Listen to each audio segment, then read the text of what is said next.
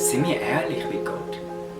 Dass wir Gott lieben können, bedeutet ja, dass er uns zuerst lieben kann. Liebe bedeutet doch absolute Ehrlichkeit.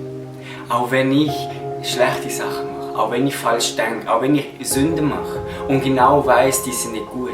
Wir müssen erlauben, dass Gott uns liebt, so wie er ist. Wenn ich ehrlich vor dem Thron Gottes stand und ihm sage, Gott, ich bin gefangen in der Pornografie. Ich bin gefangen in dieser Sucht.